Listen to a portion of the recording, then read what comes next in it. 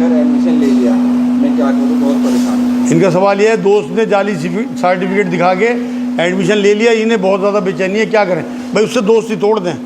آپ اس کی کمپلین تو کر نہیں سکتے, دشمنی پیدا ہو جائے گی اس سے, لیکن آپ ایسے جھوٹے لوگوں کے ساتھ دوستی نہ رکھیں, کیونکہ قرآن میں اللہ نے کہا سچوں کے ساتھ رہو اور سچی بات کہو, تو اس لیے آپ کے لیے ضروری ہے کہ آپ سچوں کے ساتھ رہو. ہاں جی,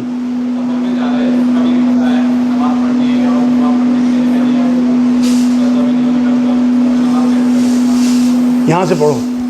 ان کا سوال یہ ہے کہ سفر میں جا رہے ہیں تو ہم نماز کیسے پڑھیں جانتے, اور ہمیں رخ کا پتہ ہے, نہ سجدہ اور رکوع کر سکیں. آپ اشارے سے نماز پڑھ دو, اللہ تک آپ کی نماز پہنچ جائے گی. اگر آپ کا وضو کا بھی حساب نہیں ہے تو آپ تیمم کر لو. ٹرین ہے, بس ہے, اس کی جو دیوار ہے اس پہ ہاتھ مار کے ایک بار ہاتھوں تک پھیر لیا اور ایک بار چہرے پہ پھیر لیا, آپ کا تیمم ہو گیا. اصل تو نیت ہے, آپ نماز ادا کر دو, ہو جائے گی انشاءاللہ تعالیٰ. رسول اللہ نے پڑھی, سواری پہ نماز پڑھی رسول اللہ نے, اور حضور نے سفر میں نماز پڑھی, سواری پہ پڑھی, جنگ میں پڑھی, جنگل میں پڑھی. ہر طریقے سے نماز آپ کو, بیماری ہو, شادی ہو, سفر ہو, ہر نماز فرض ہے آپ کے اوپر. مقررہ وقت سے پہلے 2-4 منٹ پہلے 5 منٹ پہلے نماز پڑھا دینا کیسا ہے؟ ان کا سوال یہ, مقررہ وقت سے پہلے نماز پڑھا دینا کیسا ہے؟ کون سا؟ دیکھو, اگر عصر سے پہلے پڑھا دی تو عصر کی جو نماز ہے اہل حدیث کا ٹائم کچھ اور ہے, حنفیوں کا کچھ اور ہے, تو آپ پڑھا سکتے ہو. لیکن وقت سے پہلے اگر آپ نے نماز پڑھا دی تو وہ نماز نہیں ہوگی, نہیں ہوگی. تو آپ 5-7 منٹ پہلے روزہ کھول سکو. مقررہ وقت جو اللہ کے رسول نے طے کر دیے, ان سے پہلے آپ نہ روزہ کھول سکتے ہو, نہ نماز پڑھ سکتے ہو, نہ مقررہ دن سے پہلے حج کر سکتے ہو, نہ رمضان سے پہلے روزے رکھ سکتے. ہر چیز کی ٹائمنگ سیٹ ہے اسلام میں. اسلام میں ٹائم مینجمنٹ سب سے بڑی چیز ہے. مسجد میں لگا کے رکھا دیا, 5 بجے نماز ہونی ہے, 4:55 پہ ہو جائے گی, وہ ہے. اگر ٹائم ہو گیا 4:55 پہ اور لوگوں نے اکٹھے ہو کے پڑھ دی, کیونکہ یہ جو ہے اب یہاں جو ٹائم سیٹ ہو گیا نا, یہ سنت نہیں ہے. اس ٹائم کوئی گھڑیاں نہیں تھی, اس ٹائم تو لوگ اکٹھے ہوئے, وقت دیکھا کہ ہو گیا فجر کا وقت اور نماز پڑھا دی گئی. تو اگر 5 منٹ پہلے وقت ہو گیا تھا اور نماز ہو جائے گی بالکل آپ کی انشاءاللہ. ہاں جی, کیا فجر کی نماز وقت ہوتے ہی عورت نماز پڑھ سکتی ہے یا اذان کا انتظار؟ ان کا سوال یہ, اذان کا انتظار کرنا ہے, فجر کا وقت ہوتے ہی نماز پڑھ دے. عورتیں بالکل پڑھ سکتی ہیں, اور ان کے لیے افضل بھی یہی ہے کہ جہاں ٹائم ہوا نماز پڑھیں, پھر دوبارہ سو جائیں, چاہے قرآن کی تلاوت کریں یا جو بھی ذکر اذکار ہیں وہ کریں. اذان کی جو معاملہ ہے نا, اذان جو ہے وہ ایک اطلاع کا نام ہے, کیا نماز کا ٹائم ہو چکا, نمازیں پڑھ لو. اور پھر جماعت کی جو اذانیں جو ہوتی ہیں نا, وہ آپ کو جماعت کی اطلاع دیتی ہیں کہ مرد مسجد میں آ جاؤ اور عورتیں اپنے گھروں میں نماز پڑھ لو. جماعت ٹائم ضروری ہے نماز کا ہونا, جماعت اتنی, اذان اتنی ضروری نہیں ہے عورتوں کے لیے. آپ کچھ پوچھ رہے تھے بھائی؟ ہاں,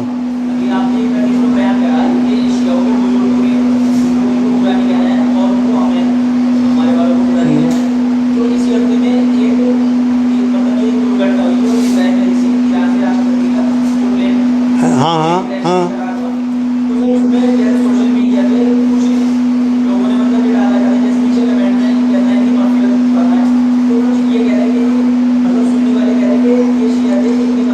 میں سمجھ گیا.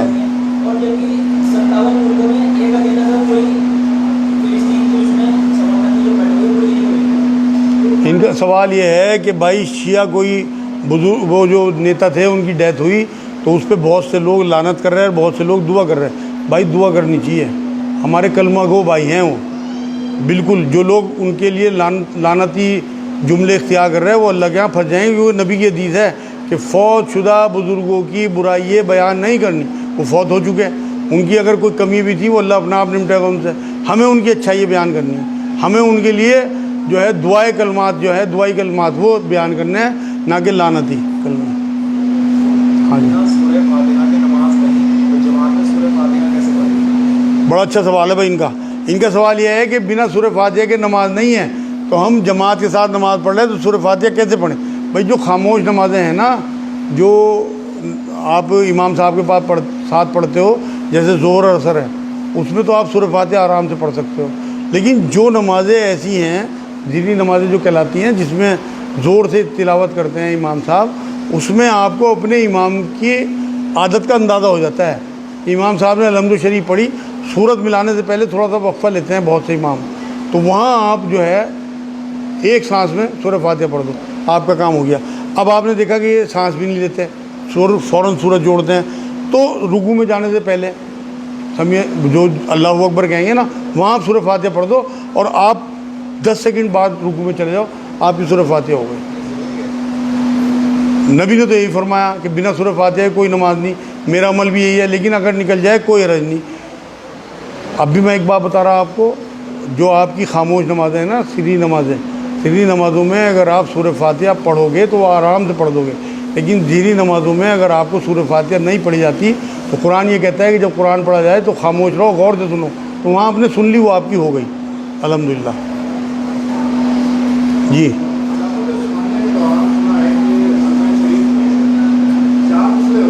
ہاں ہاں ہاں ہاں بالکل سے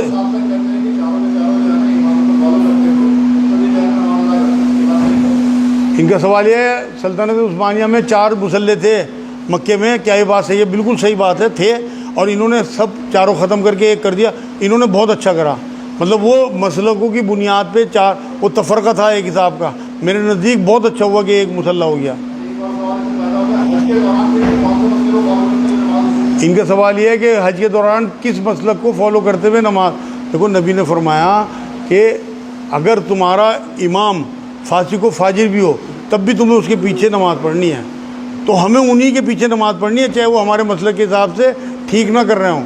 جہاں آپ جا رہے ہیں اگر آپ وہاں بھی اپنی نمازیں پڑھ رہے ہیں تو ہمارے پڑھنے پہ لعنت ہے، آپ کو انہی کو فالو کرنا ہے جہاں آپ ہیں۔ دیکھو جب ابو حنیفہ رضی اللہ تعالیٰ عنہ رحمۃ اللہ علیہ کے مزار پہ یہ گئے نا امام شافعی، تو انہوں نے رفع دین نہیں کیا، حالانکہ رفع دین کے حق میں تھے امام شافعی، لیکن جب امام ابو حنیفہ کی ڈیتھ ہو گئی اور ان کے مزار پہ جب یہ گئے نا حدیث دینے، تو وہاں انہوں نے رفع دین نہیں کیا۔ تو یہ ہونی چاہیے بات، دل میں اتنی وسعت ہو۔ اب آپ ان کے ہاں جا رہے ہیں، آپ ان کے حساب سے فالو کرو انہیں، اور اسی طرح نماز پڑھو۔ نمازیں سب اللہ لے لے گا، ہماری انٹینشن کے حساب سے نماز لی جاتی ہے، نہ کہ ہماری حرکتوں کے حساب سے۔ ہاں جی ہاں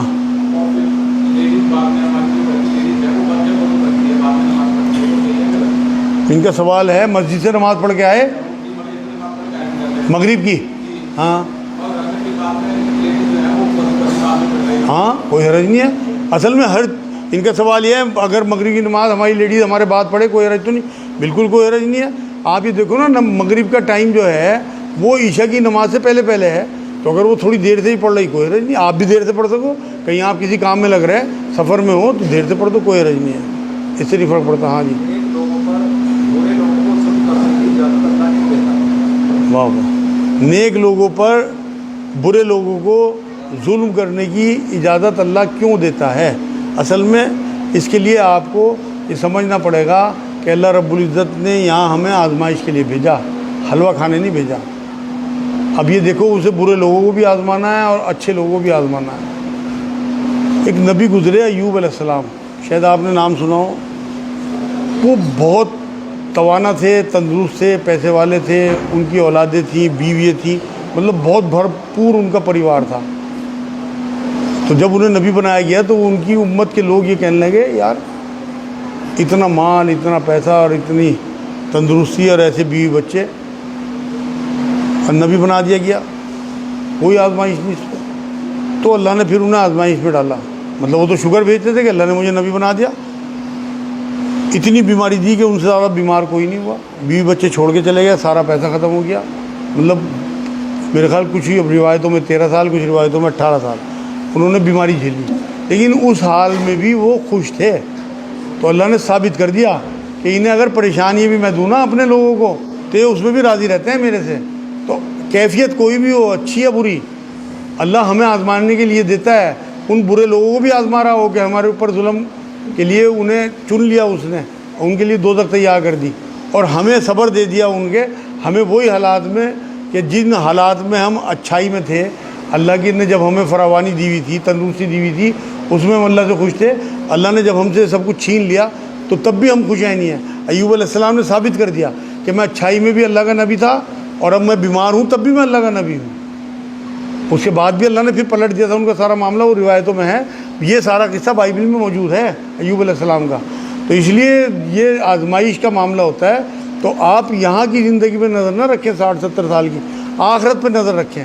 تو یہاں جن لوگوں کے پاس پیسہ ہے انہیں یہ نہ سمجھیں کہ اللہ نواز رہا، ہو سکتا ہے پھنسا رہا ہو، کیونکہ پیسے میں، مال میں، شہرت میں زیادہ آزمائش ہے، یہ بتا دوں آپ کو بات میں، کیونکہ اسی میں لگا رہتا ہے آدمی، اللہ کو بھولے رہتا ہے۔ بہت کم آپ کو امیر ملیں گے جو اللہ والے ہوں گے۔ نبی نے فرمایا حضرت عبد الرحمن بن عوف اور حضرت عثمان کو کہ تم 500 سال بعد جنت میں ہوگے غریب صحابہ کی، کیونکہ تمہیں حساب دینا مال کا۔ یہ جملہ سن لو، تمام حرام کا عذاب اور تمام حلال کا حساب سب کو دینا ہے۔ جی نماز میں فرض کے بعد عورتیں سر پہ ہاتھ رکھ کر یا کبیوں پڑھتی ہیں، کیا یہ صحیح ہے؟ ان کا سوال یہ ہے نماز میں فرضوں کے بعد عورتیں سر پہ ہاتھ رکھ کے یا کبھی پڑھتی ہیں، کیا یہ ٹھیک ہے؟ یہ تو مرد بھی پڑھتے ہیں، بالکل بھی ٹھیک نہیں ہے، یہ بدعت ہے۔ نبی اکرم صلی اللہ علیہ وسلم نے نہ کوئی تلقین فرمائی اس بات کی، نہ کبھی کیا۔ آیت الکرسی کا حکم دیا حضور نے، تینوں قل پڑھنے کا حکم دیا، وہ تو ہم کرتے نہیں، نئی نئی چیزیں ایجاد کر لی، بزرگوں کی بتائی۔ وہی تو میں کہہ رہا اپنے بزرگوں کے پیچھے جان بوجھ کے آپ اگر چلیں گے اور وہ سنت کے خلاف ہوگا آپ پھنس جاؤ گے۔ اب آپ دیکھو ہم میں کتنے لوگ ہیں جنہیں یہ پتہ ہے کہ حضور اکرم صلی اللہ علیہ وسلم سلام پھیرتے ہی 3 بار استغفر اللہ کہتے تھے، پھر آیت الکرسی پڑھتے تھے، سر پہ ہاتھ نہیں رکھتے تھے۔ ہمارے ہاں یا تو آیت الکرسی پڑھیں گے سر پہ ہاتھ رکھے، یا کبھی سر پہ ہاتھ رکھنا سنت ہے ہی نہیں۔ جو پڑھ رہا ہے وہ چھوڑ دیں بالکل، میں صحیح بتا رہا آپ کو۔ آپ آیت الکرسی پڑھیں، تینوں قل پڑھیں بعد والے، اور استغفر اللہ 3 بار کہیں۔ اور ایک اور دعا جو حضور اکرم صلی اللہ علیہ وسلم تلقین کرتے تھے، اللہم اعنی علی ذکری کا و شکری کا و حسن عبادتی کا، اتنی حسین دعا ہے کہ آپ کی بہت ساری چیزیں جو ہے وہ معاف کرا دے گی۔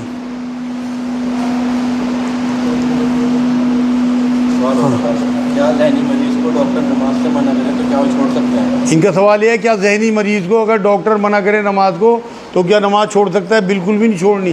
اگر اسے اپنے لیٹرین باتھ روم کا پتہ ہے، کھانے پینے کا، اپنے تمام کام وہ کرتا ہے، تھوڑا ڈپریشن میں ہے تو اور نماز پڑھوائیں۔ الا بذکر اللہ و تطمئن القلوب، قرآن کی آیت ہے کہ بے شک اللہ کا ذکر جو ہے وہ دلوں کو اطمینان پہنچاتا ہے، اس کے تو دل کو اطمینان ہوگا اور وہ نماز آپ اسے پڑھواؤ گے۔ یہ کر دو کہ بھائی فرض پڑھ لے، اپنے سامنے پڑھوا دو، لیکن یہ تھوڑی کہ ڈاکٹر کے کہنے پہ آپ جو ہے اس کی نماز ہی چھڑوا دو۔ آپ تعویذ کو کیوں منع کرتے ہیں؟ جبکہ قرآن ہے کہ قرآن کو شفا کہا ہے۔ ان کا سوال یہ ہے کہ میں تعویذ کو کیوں منع کرتا ہوں جبکہ قرآن میں اللہ نے قرآن کو شفا کہا ہے۔ اصل میں سب سے پہلے تو سمجھ لیں کہ مسند اعظم احمد کی حدیث پاک ہے، ابن ماجہ کی حدیث پاک ہے کہ جس نے تعویذ لٹکایا انہوں نے شرک کیا۔ یہ تو میرے نبی کی تعلیم ہے۔ قرآن میں اللہ نے شہد کو بھی شفا کہا، تو آپ شہد کی بوتلیں گلے میں ڈال لیا کرو۔ آپ یہ دیکھو نا، تعویذ جو ہے جب اللہ کے رسول نے فرما دیا لٹکانا شرک، آپ قرآن کو شفا کہا، قرآن کو شفا کیا کہا کہ اسے پڑھو، اس پہ عمل کرو، اسے دوسروں تک پہنچاؤ، اس کے حساب سے فیصلے کرو، یہ تمہارے لیے شفا بن جائے گا، تمہاری زندگی آسان کر دے گا، تمہیں اس سے شفا ملے گی۔ اور اگر آپ کو واقعی گلے میں ڈالنا تو پھر شہد کی بوتلیں جو ہیں وہ اپنا صبح کو باندھی تعویذ کی طرح گلے میں ڈال لی کہ اللہ نے کہا قرآن میں شہد تو شفا ہے۔ ہاں جی جی بیٹے، ان کا سوال یہ ہے نماز میں گندے خیال آنا کیسا ہے؟ صحابہ کی سنت ہے، لیکن آپ نے اس وجہ سے نماز نہیں چھوڑنی۔ نماز کے بیچ میں اعوذ باللہ من الشیطان الرجیم پڑھ دیا کرو۔ شیطان کو ایک یہی موقع ملتا ہے جب وہ دیکھتا ہے کہ تو اللہ کے آگے جھک گیا، اسے کس طرح ہٹاؤں، تو وہ وسوسے ڈالتا ہے۔ حضور نے فرمایا سور کی طرح تھوڑی جما لیتا ہے تمہارے دل پہ اور وسوسے ڈالتا ہے، تو آپ نے وہاں اعوذ باللہ من الشیطان الرجیم پڑھو، مردود ہے، بھاگ جائے گا۔ لیکن نماز نہیں چھوڑنی اس وجہ سے کہ مجھے تو وسوسے آتے ہیں۔ آپ نے مات دینی ہے شیطان کو، آپ نے اللہ کے گروہ میں رہنا ہے، ہر حال میں نماز پڑھنی ہے۔ ہاں جی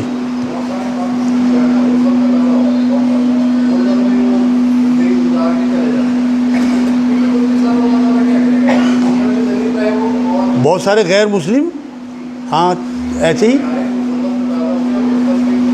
ہاں ان کا سوال یہ ہے بہت سارے غیر مسلم پیدا ہوئے اور ایسے ہی چلے گئے، ان تک دعوت نہیں پہنچی، ان کے ساتھ اللہ کیا کرے گا؟ یہ ہے ایک تو آپ کی پکڑ کرے گا کہ آپ نے ان تک دعوت کیوں نہیں پہنچائی جو آپ کے متعلقین ہیں، کیونکہ نبی نے آخری خطبے میں کہا کہ میں نے حق پہنچا دیا، دین پہنچا دیا، اب جو یہاں موجود ہیں وہ ان تک پہنچائیں جو یہاں موجود نہیں ہیں۔